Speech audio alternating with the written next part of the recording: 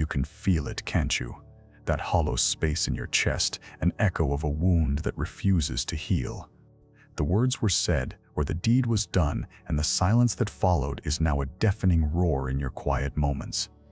You replay the scene, you rewrite the script, you practice the speech you would give if you only had the chance. You are waiting. Waiting for an apology, waiting for acknowledgement, waiting for the person who hurt you to offer you the key to your own peace. You tell yourself this is a matter of justice, of principle, that for the world to be set right, for your own inner world to find equilibrium, they must return to the scene of the crime and admit their fault. You have built a prison around this one event, and you have handed the only key to your jailer, begging them to be merciful. You believe that your healing is a transaction, one that requires their participation. This is the first warning sign. This feeling of being stuck, of being powerless. This feeling is not a personal failure. It is not a sign of your weakness or your inability to get over it. It is a symptom. It is the predictable, painful, and exhausting symptom of a fundamental lie that has been woven into the fabric of our culture. A lie so pervasive, so deeply embedded in our movies, our therapies, and our expectations of justice that we mistake it for the truth. We are a civilization of people waiting for apologies that will never come. A recent poll suggests over 60% of adults harbor resentment over an unresolved conflict, letting it impact their daily happiness. The lie is this, that closure is something another person grants you, that your peace is a gift they must choose to bestow, that to move on, you need their confession, their remorse, their validation. You have been taught to outsource your emotional sovereignty. But what if I told you this entire framework is a trap? What if the very act of waiting is the source of your suffering, not the original offense? What if the prison isn't their silence, but your unending expectation of their words? To understand the mechanics of this insidious trap, we must turn to a voice from the distant past. Not a therapist, not a guru, but a Roman emperor who commanded the most powerful empire on earth, yet understood the true power was found elsewhere. His name was Marcus Aurelius. He was a Stoic, one of a lineage of prophets who saw this very lie with terrifying clarity 2,000 years ago. He wasn't just writing philosophy, he was writing a survival manual for the human soul. Aurelius wrote for himself in a private journal we now call Meditations, a series of urgent reminders. He knew the world was filled with frustrating, dishonest, and hurtful people. He was not naive. But his central warning, the truth he returned to again and again, was this: your well-being depends not on what happens to you, but on your own judgments about what happens to you. Things themselves, he wrote, do not touch the soul. They cannot gain access to it. They have no power to change it. Think about that. The betrayal, the insult, the ghosting, the lie told about you. These are external events. They are like stones thrown in your direction. The Stoics argue that the stone itself does not have the power to wound you. The wound comes from your judgment. This is terrible. This is an injustice. My life is ruined by this. I cannot be happy until this is corrected. It is the story you tell yourself about the stone that creates the agony. You are not hurt by what they did. You are hurt by your opinion of what they did. This is not semantics. This is the master key to your freedom. When you wait for an apology, you are doubling down on the judgment. You are saying, my opinion that what you did was terrible is correct, and I will not change that opinion until you agree with me. You have chained yourself to your own sense of righteousness. You have made your inner peace conditional on the moral and emotional development of someone who has already proven themselves to be unreliable, perhaps even cruel. Let's make this concrete. You were ghosted after a series of wonderful dates. The pain isn't the silence, it's your judgment that the silence means, I am not worthy of a response. You were betrayed of a response. You were betrayed by a business partner. The pain isn't the financial loss.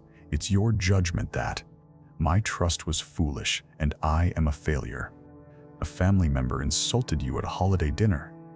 The pain isn't their words, it's your judgment that they do not respect me. Therefore, my place in this family is insecure. In each case, you have placed your self-worth, your sense of security, and your happiness into the hands of another person. You have told them, you define me. Your actions dictate my emotional state. The Stoic diagnosis is severe and liberating. You don't have a closure problem, you have a judgment problem. You are not suffering from their actions. You are suffering from your reaction. This isn't a glitch in your life. It is the programmed outcome of handing over your power. Why would society teach you such a disempowering lie? Because a person who seeks external validation is the perfect consumer. A person who believes their happiness is contingent on the actions of others is the perfect, pliable citizen. You will buy products to feel worthy after being rejected. You will work a soul-crushing job to prove your value to a dismissive parent. You will endlessly scroll social media, performing for an audience, hoping for the digital equivalent of an apology, likes, shares, and validation. Your unresolved pain is profitable. Your state of waiting is a state of distraction. While you are obsessing over a past injustice, you are not building your future. While you are demanding an apology from one person, you are not examining the larger systems that encourage such betrayals. The system benefits from your emotional paralysis. It's not a conspiracy, it's an emergent property of a culture that has traded inner sovereignty for external approval. This is not an accident. This is the system. You were taught to build your house on someone else's land, and now you are shocked when they decide to sell it from under you. Marcus Aurelius saw this 2 millennia ago. He knew that the only truly safe place to build was within. He called it the inner citadel, a fortress of the mind, impervious to the chaos and cruelty of the external world, because its walls are made not of stone, but of rational, unassailable judgments. But the lie goes even deeper than that. It is not just a philosophical error, it is a psychological poison. To understand its toxic effects, we must travel east, to the wisdom of another great prophet of the mind, the Buddha. He offered a diagnosis that is as visceral as it is profound. He saw what happens to a person who clings to their anger and their demand for justice, waiting for another to heal them. The Buddha's teaching on this is terrifyingly simple. He said, holding on to anger is like grasping a hot coal with the intent of throwing it at someone else. You are the one who gets burned. Read that again. Not, you might get burned. Not, it's not nice to be angry. But you are the one who gets burned. The suffering is immediate. It is self-inflicted, and it is happening right now, in your own body and mind. Every moment you spend waiting for that apology, you are holding the hot coal. Every time you replay the argument in your head, you are pressing it deeper into your flesh. They are likely sleeping soundly. They are living their life. They may not even remember the event with the same clarity, or they may have rewritten the narrative in their own mind to make themselves the hero. They have dropped their side of the story. You are the only one left holding the fire. The lie of our society tells you that this pain, this self-immolation, is noble. It is framed as standing up for yourself. It is a testament to your integrity. You are told to show your burns, to display your wounds as proof of the other's crime. This is a profound deception. You are not holding them accountable. You are keeping yourself hostage. You are not fighting for justice. You are meticulously documenting the architecture of your own prison cell. You do not have a justice problem. You have an attachment problem. You have become attached to your own suffering because you have been told it is a weapon, but it is a weapon that only ever points inward. The Buddha understood that the craving for a certain outcome, the craving for an apology, for vindication, is the very root of suffering. By demanding that the world conform to your sense of justice, you are ensuring your own perpetual misery, because the world will never, ever fully comply. This engineered attachment serves the forces of distraction. A person consumed by a personal grievance is not a threat to the status quo. They are not asking big questions about meaning, purpose, or societal structures. They are asking a very small question. Why won't they say they're sorry? Your righteous anger, which could be a powerful fuel for change and self-transformation, is siphoned off into a black hole of personal resentment. It is the perfect control mechanism. The combination of these two ancient warnings, the Stoic and the Buddhist, reveals the full horror of the lie. First, the Stoics show you that your suffering is not caused by the external event, but by your judgment about it. Second, the Buddha shows you that clinging to that judgment, demanding that the external world validate it, is an act of continuous, painful self-harm. You are burning yourself with a coal of your own making. So now you see it. You see the bars of the cage. You feel the heat of the coal. You understand the lie that has kept you trapped and in pain. The illusion is shattered. But a new, terrifying question emerges. What now? What do you do, standing in the rubble of a belief you have held your entire life? How do you escape a prison you have only just realized you built for yourself? The escape is not a 7-step plan. It is not a clever technique or a life hack.